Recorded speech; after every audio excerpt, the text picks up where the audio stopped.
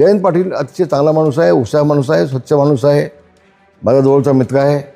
मी त्याला जवळनं पाहतो, मी जवळनं ओळखतो. एका राज्यातल्या मंत्र्यांनी विरोधी पक्षाच्या आमदाराच्या कार्यालयाला भेट देणं चांगलं आहे. तुम्हाला एक आठवण करून देतो, मी ज्यावेळेला आमदार होतो आणि विजयसिंह मोहिते पाटील ज्यावेळेला मंत्री म्हणून चिपळूण आले होते, तेव्हा चिपळूणमधून जेवायला ते माझ्या घरी आले होते जामग्याला मोफत. मला वाटतं महाराष्ट्रामध्ये एकमेव रामदास कदम असेल की जाखडी नृत्याला जिवंत ठेवण्याचं काम मागच्या 35 वर्षामध्ये मी केलं आहे. आणि त्यामुळं इतकं प्रोत्साहन मिळालं, गावागावामध्ये वाडीवाडीमध्ये जाखडी नृत्य निर्माण झाले. माझ्या दिल्लीला टाळनाळामध्ये संध्याकाळच्या वेळेला देवळामध्ये आरतीला ते टाळ वाजायला लागले, पकवाज वाजायला लागले. मला खूप समाधान वाटलं. आजच काम झालं आहे माझं ते. आता मी आजकालपर्यंत माझं काम होतं, आता योगीदाराने काम हातात घेतलं आहे ते. आता माझं पुढचं जे आहे ते सगळं तो स्वतः चालवतो आहे. आता खूप समाधान वाटलं मला. आणि आज शासनाने त्याची दखल घेतली आणि आमच्या कोकणाला जाखडी नृत्याला न्याय दिला. मी सरकारचे मनापासून आभार मानतो. धन्यवाद. सांस्कृतिक मंत्री आशिष शेलार जखने दौऱ्यावरती आले होते आणि त्यांनी आमदार भास्कर शेठ जाधव यांच्या कार्यालयात भेट दिली. ही भेट पुरेनिधी होती असं ते म्हणतात. म्हणजे नेमकं काय म्हणायचं? पण चांगलं आहे ना, ते काय अर्थ नाही. एका राज्यातल्या मंत्र्यांनी विरोधी पक्षाच्या आमदाराच्या कार्यालयाला भेट देणं हे चांगलं आहे. वाईट काय त्यामध्ये? पुस्तक गडबडत आहे काही नाही, कुठं गडबड नाही.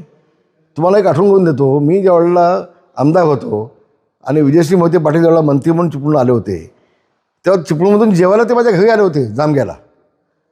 तर प्रत्येक वेळेला भास्कर जाधवना कावेळणीच बघणं हे पण योग्य नाही ना. नाही पण भाई, आपण त्यांनी बोलवलं असेल, बाबा तुम्ही बाजूला येतात माझ्या कार्यालयात या, आले की नाही.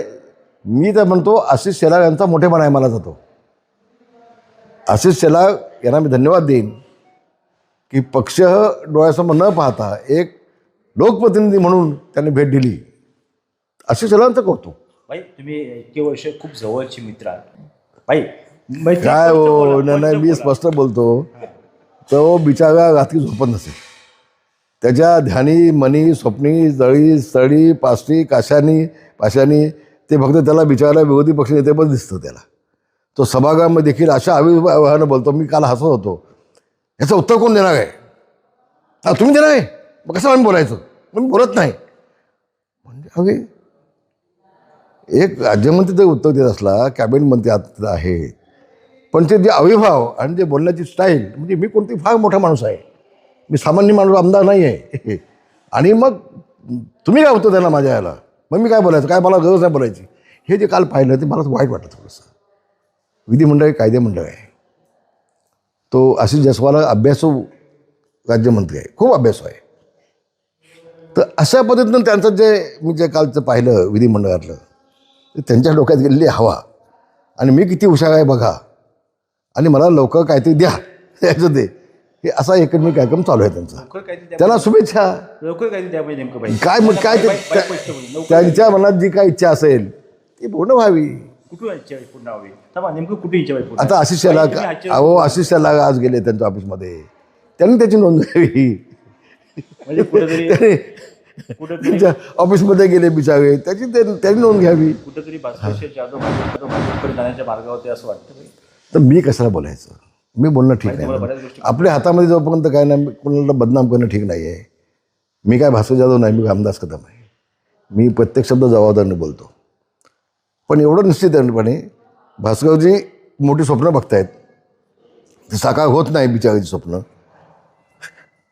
तेव्हा आता स्वतः मंत्री महोदय भाजपचं गेल्यानंतर काय फरक पडतो काय बघू आता पुढे भविष्यामध्ये.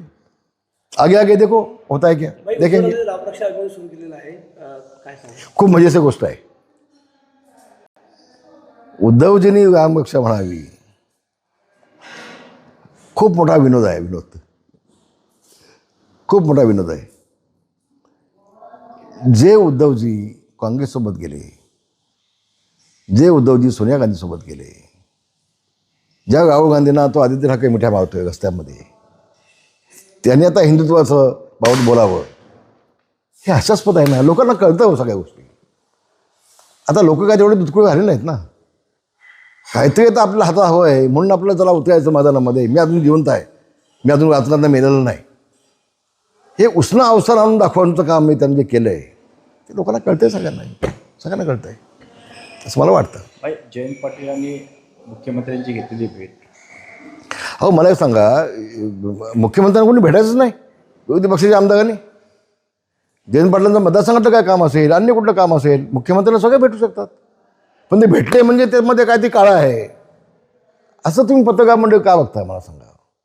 जयंत पाटील अतिशय चांगला माणूस आहे, उत्साह माणूस आहे, स्वच्छ माणूस आहे, माझा जवळचा मित्र आहे. मी त्याला जवळनं पाहतो, मी जवळनं ओळखतो.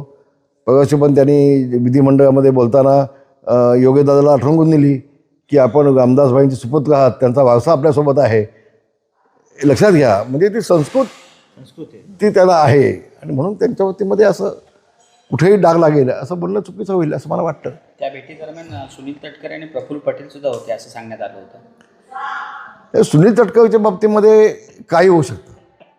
सुनील तटकरे कुणाचा होऊ शकत नाही, कुणाचाही नाही, त्याच्या बापाचा पण होणार नाही. तो तटकरे जिथं खाईल ना, जेवेल तिथंच शेत करणार, ही तटकरेची औलाद आहे. त्या तटकरेच्या बाबतीमध्ये न बोलणं अधिक चांगलं आहे असं मला वाटतं. धन्यवाद. जय महाराष्ट्र.